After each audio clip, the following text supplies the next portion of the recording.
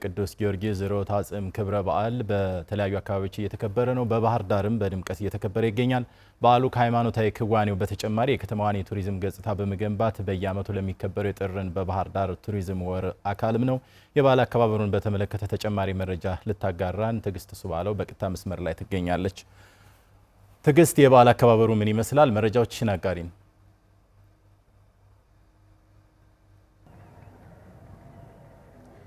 አመሰግናለሁ አብዮት። እንደምንላችኋል የተከበራችሁ ተመልካቾቻችን። በቅድሚያ ለመላው የክርስትና እምነት ተከታዮች በሙሉ እንኳን ለዓመታዊው የቅዱስ ጊዮርጊስ በዓል አደረሳችሁ ለማለት እፈልጋለሁ።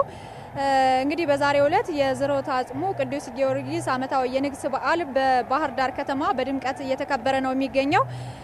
የባህር ዳር ፈለገ ገነት ቅዱስ ጊዮርጊስ ካቴድራል ቤተክርስቲያን እንግዲህ ታቦቱ ከመንበሩ በጧቱ በምእመናንና በካህናት ዝማሬ ታጅቦ ወደ ተዘጋጀለት ጊዜያዊ ማረፊያ ነው ያመራው።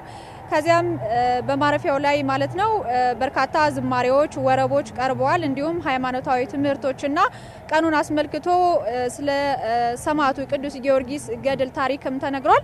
ከዚያም በመቀጠል በኢትዮጵያ ኦርቶዶክስ ተዋሕዶ ቤተክርስቲያን የባህር ዳርና ሰሜን ጎጃም አህጉረ ስብከት ሊቀ ጳጳስና የቅዱስ ሲኖዶስ አባል ብፁዕ አቡነ አብርሃም አባታዊ ምክራቸውን በመስጠት ሁነቱን መርተውታል። ከዚያም በመቀጠል እንግዲህ ታቦታቱ ከጀርባዬ እንደምትመለከቱት ማለት ነው በምእመናን፣ በጎብኚዎች፣ በካህናት ታጅቦ ማለት ነው በጣና ሐይቅ ላይ የተዘዋወረ በጀልባዎችና በታንኳዎች ታጅቦ ጣና ሐይቅን የመባረክ ስነ ስርዓት እያከናወነ ነው የሚገኘው። እንግዲህ ምእመኑ በምትመለከቱት መልኩ ድጋፉን፣ ጭብጨባውን፣ ወረቡን፣ ዝማሬውን እያካሄደ ይገኛል። በዓሉ እንግዲህ ከሃይማኖታዊ ክዋኔው በተጨማሪ የከተማዋን የቱሪስት ፍሰት በማነቃቃት በኩል ጉልህ አስተዋጽኦ እንዳለው ይነገርለታል።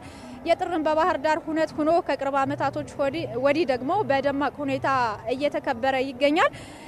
ጎብኚዎቹም እንግዲህ ባህር ዳር ከተማ በሚቆዩበት ጊዜ የሃይማኖታዊ ክዋኔውን፣ የአለባበስ ስርዓቱን ሁሉንም ለቀሪው የዓለም ክፍል እንዲያስተዋውቁ ለማስቻል ይህ የጥርን በባህር ዳር ሁነት አካል የሆነው የሰባሩ ጊዮርጊስ ዓመታዊ ክብረ በዓል ከፍተኛ አስተዋጽኦ እንዳለው ነው የሚነገረው።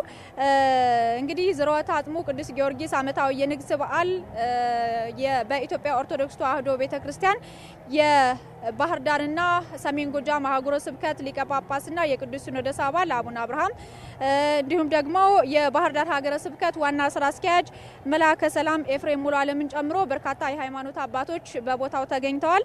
የባህር ዳር ከተማ አስተዳደር ባህል ቱሪዝምና ስፖርት መምሪያ ኃላፊ የሆኑት ጋሻው እንዳለውም በቦታው ተገኝተዋል። የከተማ አስተዳደሩ የስራ ኃላፊዎች፣ ጎብኚዎች፣ ምእመናንና ምእመናት በቦታው ተገኝተው በዓሉን በደመቀ ሁኔታ እያከበሩት ነው የሚገኙት። አጠቃላይ የበዓሉን ድባብ በተመለከተ ደግሞ ምሽት ላይ በሚኖረን የዜና ወጃ በድጋሚ እንመለስበታለን። ለሰዓቱ ያስኳቸው መረጃዎች ግን እነዚህ ናቸው። አመሰግናለሁ። ልጆችሽ አመሰግናለሁ። መልካም ጊዜ ይሁንልሽ።